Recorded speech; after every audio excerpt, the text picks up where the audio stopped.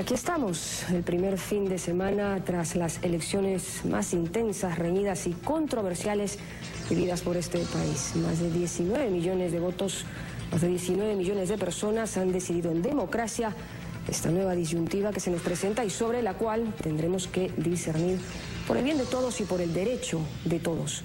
Hemos dedicado este primer programa de esta nueva temporada al derecho a decidir, al derecho al voto.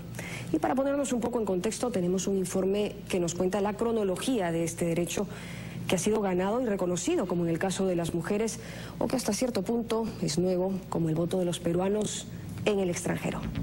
Soy Rocío Aliaga, bienvenidos.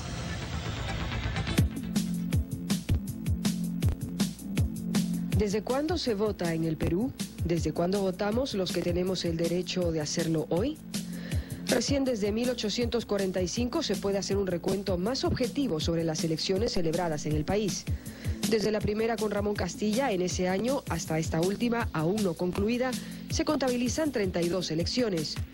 Pero la historia y evolución del derecho al voto en el Perú es aún más compleja.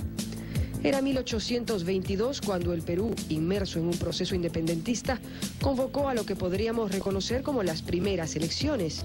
Se buscaba elegir representantes para un Congreso Constituyente, entre cuyos fines estaba redactar una Constitución. Los primeros ciudadanos de la historia con derecho al voto tenían que cumplir con el requisito de poseer una renta. De esa manera acudieron abogados, médicos, comerciantes y propietarios, seguidos de militares y sacerdotes. Tras ello y durante el siglo XIX, la mayoría de los procesos electorales se realizaban mediante elección indirecta. Esto es, los ciudadanos con derecho a votar lo hacían para elegir representantes que a su vez se organizaban en lo que llamaron colegios electorales. Y eran estos los que tenían la facultad de elegir tanto a parlamentarios como a presidentes de la República.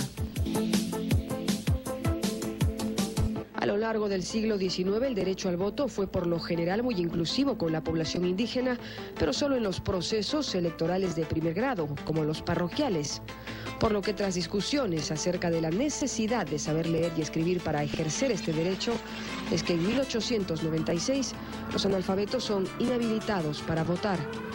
Hacia mediados del siglo XX, conforme avanzaron los procesos de alfabetización en el país presentes hasta hoy, este porcentaje importante de la población y partícipe de los destinos de la historia recupera en 1980 el derecho a votar.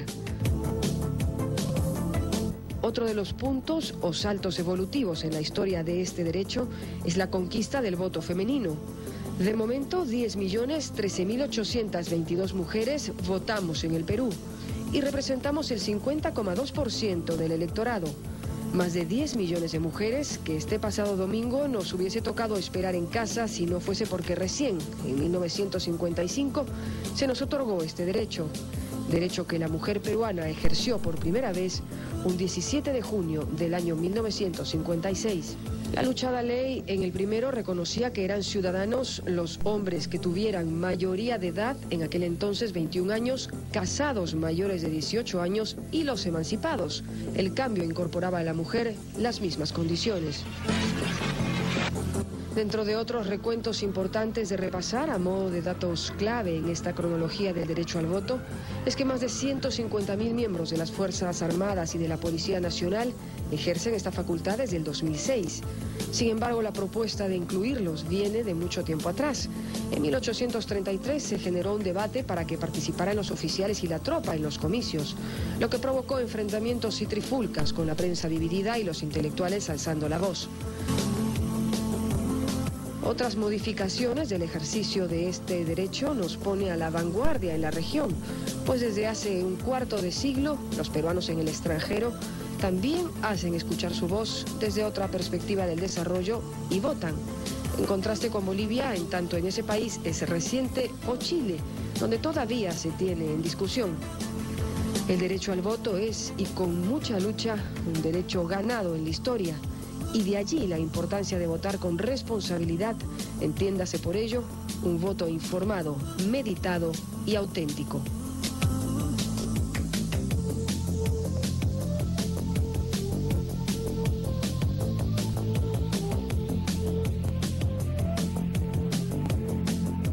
Bueno, esa es un poco la historia y para comentarla, ir un poco más allá, A lo largo del programa nos acompaña, como en temporadas anteriores, el doctor Francisco Morales Sarabia, secretario general del Tribunal Constitucional y especialista en temas constitucionales. Francisco, empezamos y con este tema del derecho al voto, de la responsabilidad de decidir.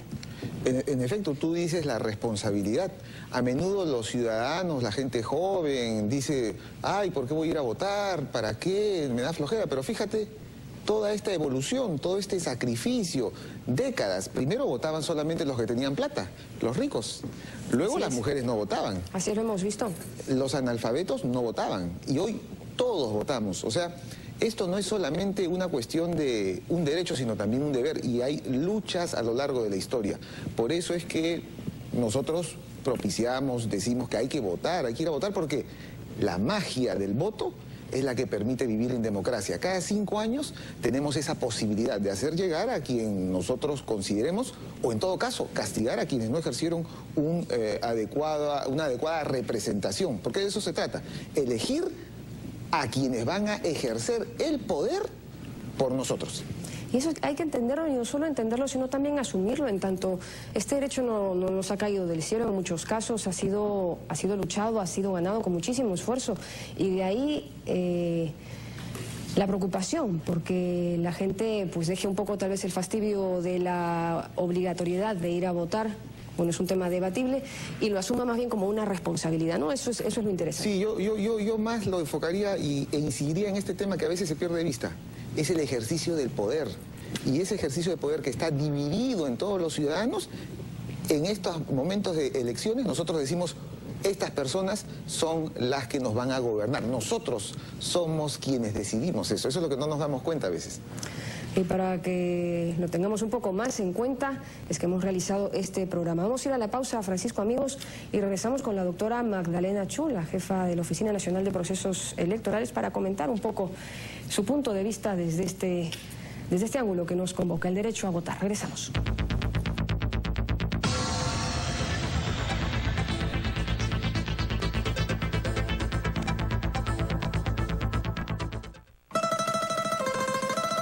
Noche de gala con los Moruno. El trío romántico más querido del Perú vuelve al Callao. Los Moruno junto a Pedrito Otiniano. Sábado 30 de abril, 8 de la noche, Teatro Municipal del Callao. Entradas a la venta en las boleterías del teatro. Informes 420-254.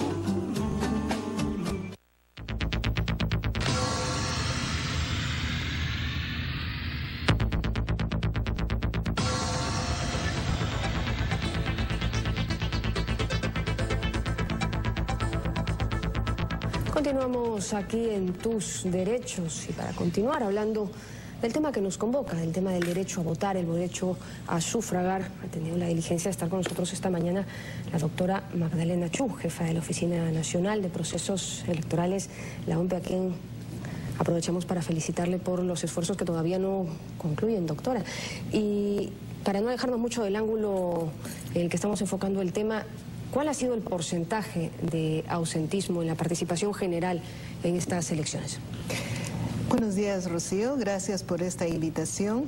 Efectivamente, el derecho al sufragio es uno de los derechos fundamentales de las personas, y en la OMPE contribuimos, todo nuestro esfuerzo está dirigido a ello. En este proceso electoral del 10 de abril, hemos tenido cerca de 20 millones de electores, tanto en territorio nacional como en el extranjero, y la participación aproximadamente es del 85%. A nivel general es esa. A nivel general, efectivamente, y hay aproximadamente un 15% de ausentismo de personas que no acudieron a votar. Si nos referimos a los peruanos en el extranjero, por ejemplo, tenemos aproximadamente el 54% de participación, ¿no? Y hay un 46% más o menos de ausentismo, pero hay que tener en cuenta que en esta oportunidad el padrón electoral ha tenido más de 754.000, exactamente 754.154 electores. Wow. Entonces, en términos absolutos, el número de electores que concurrieron a votar es mucho más alto que en el año 2006, que se alcanzó un 62% de participación. Pero aún así el 46 o por sobre el 46% es un porcentaje alto de ausentismo a nivel de extranjeros, pero bueno, más o menos se entiende en tanto un pasaje de bus o de tren o lo que sea para llegar a los centros de votación a veces es más caro que la multa y pues les resulta más fácil quedarse en casa.